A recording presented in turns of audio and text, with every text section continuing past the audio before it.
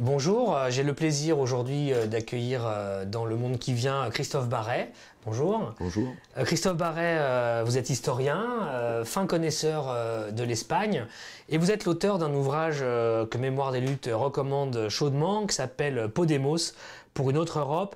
Hier l'Italie, la Grèce, aujourd'hui l'Espagne et question très ouverte, demain la France, qui est sorti aux éditions du Cerf et qu'on recommande vraiment vivement. Christophe Barret, on a souhaité vous inviter aujourd'hui pour discuter du livre évidemment, et puis à travers lui de Podemos et de la gauche radicale en Espagne et en Europe.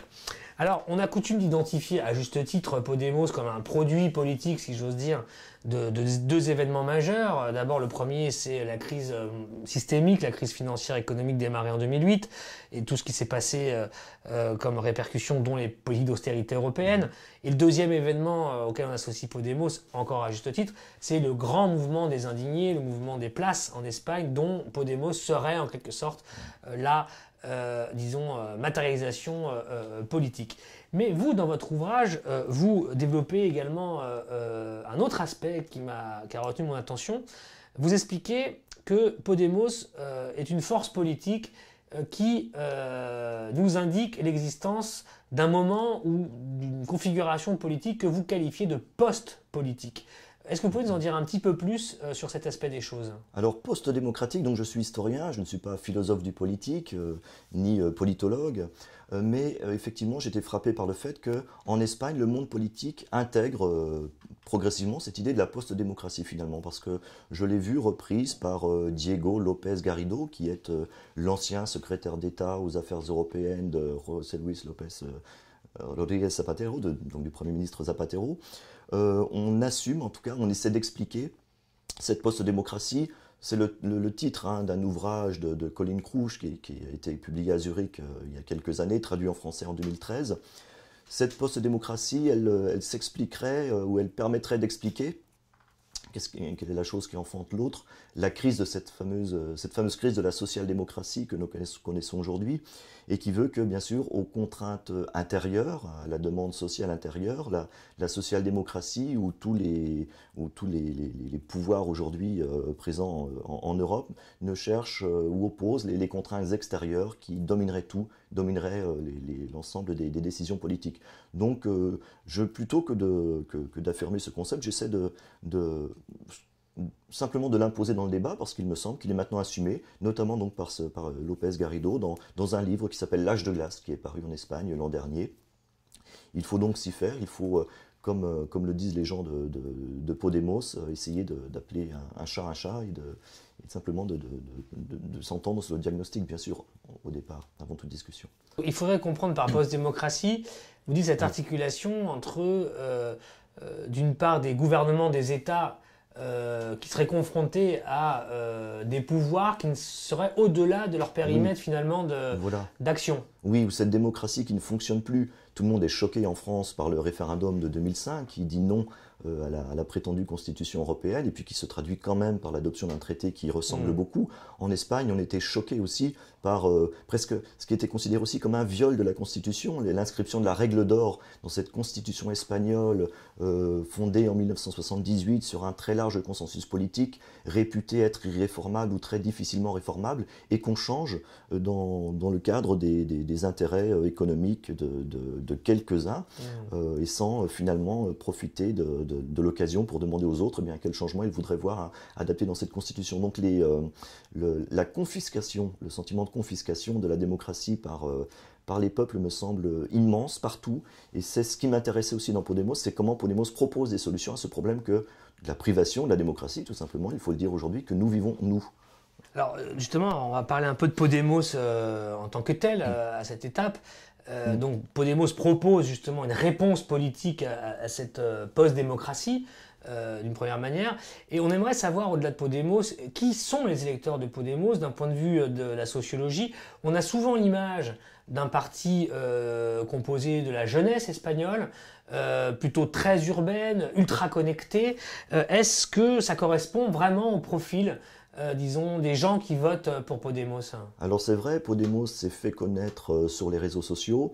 La première étude sur les électeurs de Podemos, Quién es el votante de Podemos est paru au printemps 2015 maintenant, après donc les élections régionales et municipales qui ont vu la Podemos prendre pied dans les institutions locales.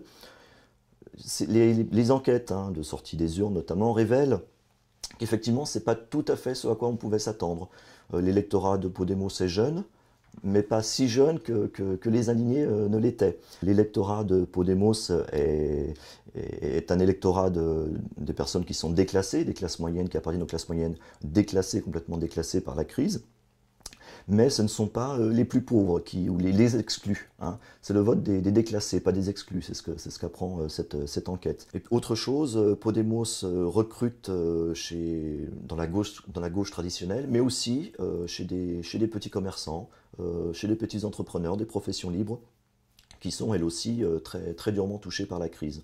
Donc tout ça nous fait un mouvement tout de même très hétérogène, qui n'a pas réussi forcément son pari transversal de recruter vraiment chez tous les indignés, ce qui avait rendu Pablo Iglesias très populaire en s'en prenant vraiment aux classes dominantes, mais plutôt à un vote quand même emprunt au Parti socialiste, certes aux abstentionnistes, mais un vote tout de même relativement ancré à gauche, ce qui posera la question de son avenir aussi. Absolument, bon, on y reviendra d'ailleurs.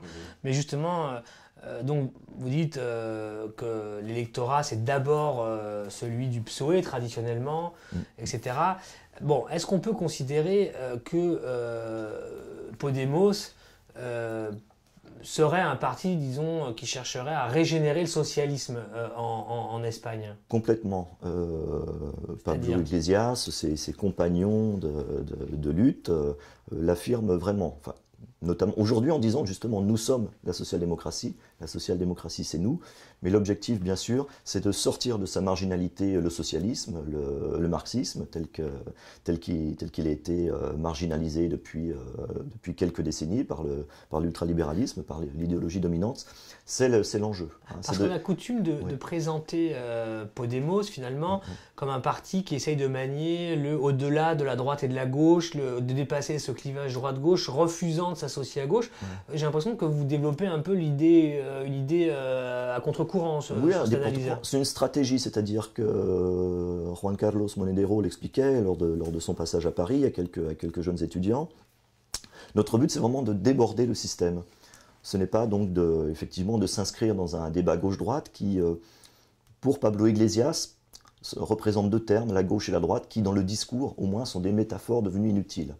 C'est donc la théorie populiste qui vise à opposer aux élites le peuple, mais c'est bien au nom du peuple, d'une société autorégulée, socialiste à terme, qu'il convient de s'interroger. Et donc là, Pablo Iglesias en est encore bien sûr au stade de la réflexion. On voit dans son émission La Tuerca, très, très populaire, des sociologues qui viennent discuter avec lui de la manière d'y arriver.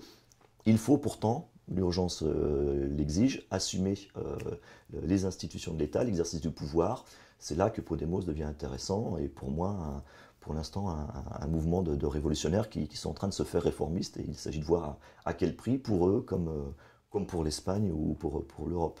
Et dans ce mouvement donc révolutionnaire, c'est un mouvement qui a l'air de donner une place assez centrale et assumée, disons, à la théorie politique et il semble y avoir un rôle assez prépondérant des universitaires dans ce parti. Voilà, ce parti, donc, vous l'avez dit, c'est un mouvement qui est une expression politique du mouvement des indignés. Ce n'est pas la traduction du mouvement des indignés parce que cette volonté de régénérer la gauche, le socialisme, elle est en germe bien avant le mouvement des indignés, 2011. Si on s'en prend à la chronologie, l'historien qui parle, l'émission La Tuerca, qui est lancée par Pablo Iglesias, elle a pour but d'être une école des cadres, un petit peu, pour un parti qui n'existe pas, qui est celui de la régénération de la gauche, comme on dit. Donc, c'est la confluence entre cette volonté de régénérer l'aile gauche de la gauche et des indignés qui a créé l'expression politique de Podemos. Et bien sûr, l'expérience latino-américaine de ces campagnes, de ces gauches qui ont pris le pouvoir dans les années 80, auxquelles ces universitaires ont été associés. Ce sont des universitaires praticiens qui ont fait du conseil électoral auprès des gouvernements d'Amérique latine. Il est connu, l'anecdote est célèbre, hein. Íñigo Errejón, le numéro 2 de Podemos, rentre à Madrid la veille du mouvement des indignés, le 10 mai 2011, pour soutenir sa thèse justement sur la manière dont le parti du MAS a pris le pouvoir, vient de prendre le pouvoir en Bolivie. Donc ce sont de vrais universitaires praticiens qui sont à l'œuvre.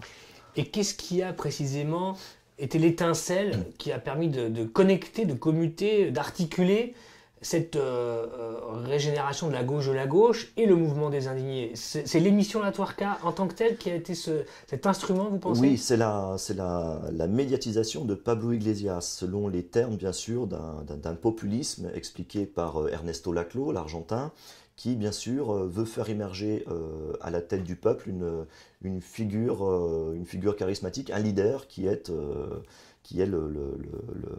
pourvoyeur, celui qui avance les revendications donc d'une société dont les différentes demandes sont maintenant agrégées.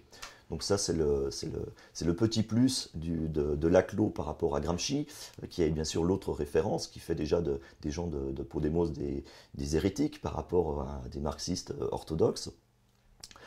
Il faut donc cette figure du leader qui s'exprime dans un cadre national. Le cadre national est beaucoup plus assumé à gauche en Amérique latine parce qu'il y a le grand voisin américain qui est là, qui fait peur. En France, on est tout de suite taxé de nationalisme dès qu'on parle de peuple ou de nation.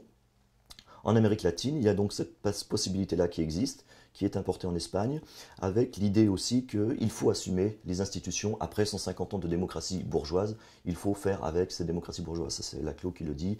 Chantal Mouffe le répétait encore dans une émission très récente de La Tuerca d'il y a quelques mois. Ce qui est passionnant, c'est que tout cela se déroule sous nos yeux, dans la plus grande transparence intellectuelle. Je pense qu'un vrai débat européen peut s'engager avec ces gens-là.